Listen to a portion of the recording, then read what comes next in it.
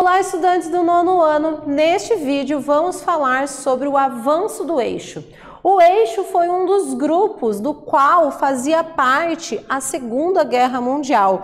De um lado o eixo, do outro lado os aliados. Nós vamos ver como é que se desenvolveu o avanço inicial do eixo dentro da Segunda Guerra Mundial. Sou a professora Bárbara Furquim e estou aqui para acompanhar vocês.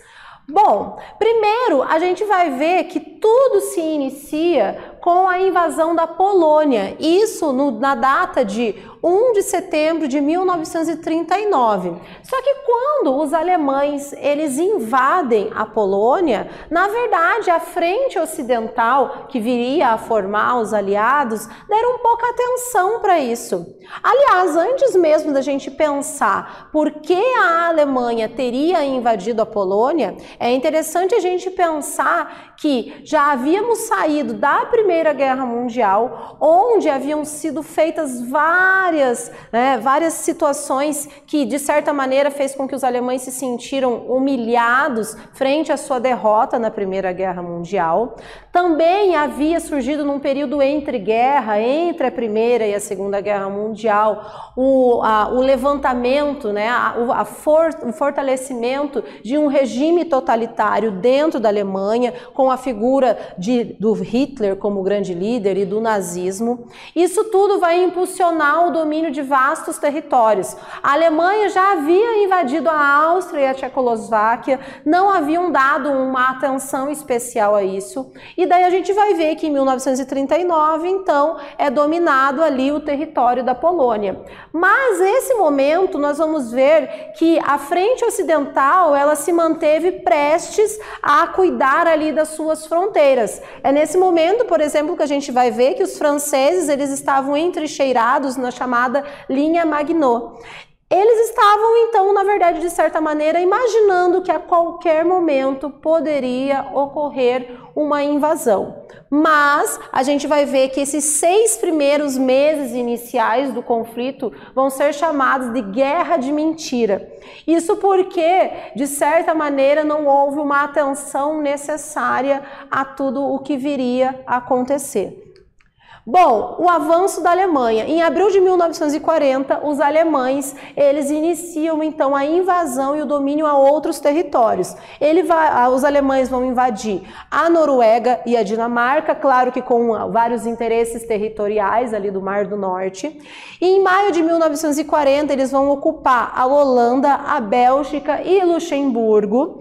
E a gente vai ver que eles vão utilizar nesse domínio a chamada tática Blitzkrieg, que é a chamada guerra relâmpago. Com essa tática, eles vão dominar esses territórios e vai acabar fortalecendo a possibilidade de, então, dominar um território que para eles seria estrategicamente extremamente forte. A gente vai ver que a Alemanha ela invade a França em maio de 1940, tomando Paris. Pouco depois, o norte do país ele ficou sob o controle alemão. A gente pode ver nesse mapa ali que mostra a parte mais rosa, ao norte, é todo o território que foi ocupado pelas tropas nazistas, e a parte abaixo, que é ali que está em azul, é onde foi transferido o governo francês para a capital de Vichy, onde, de certa maneira, não existia 100% uma liberdade francesa, porque esse era um governo colaborativo às forças nazistas alemãs.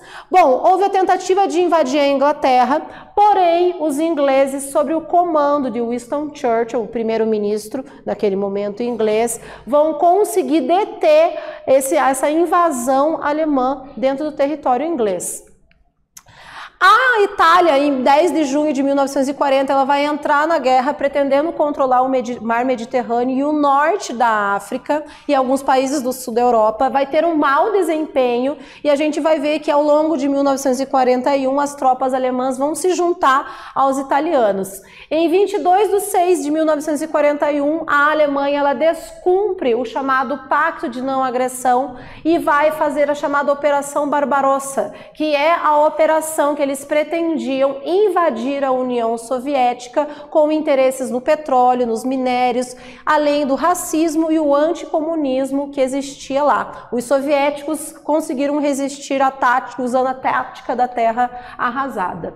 Nesse vídeo nós falamos sobre o avanço do eixo. Espero que vocês tenham gostado. Até breve.